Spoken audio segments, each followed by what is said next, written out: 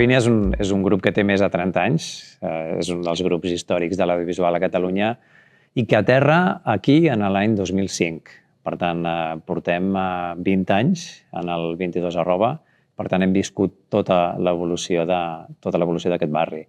I ens ha influït moltíssim perquè ha coincidit amb totes les transformacions que s'han donat en aquests darrers anys en la nostra indústria.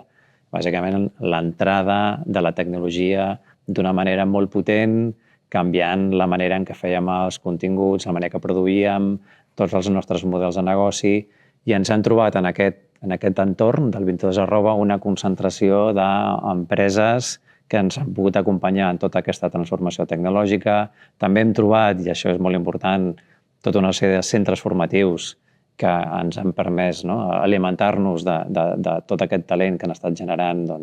les diferents escoles de cinemes, d'efectes especials, de disseny, de videojocs, i realment tot això ens ha permès realment seguir el nostre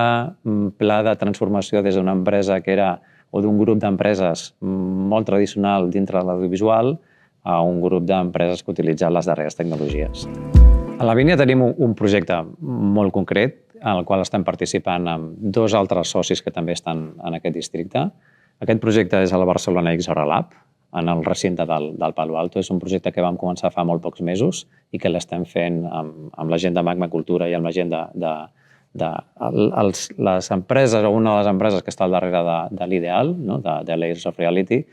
És un projecte en el qual volem convertir aquest districte en el centre neuràlgic de la immersivitat a Espanya, en aquest cas, i possiblement al sud d'Europa.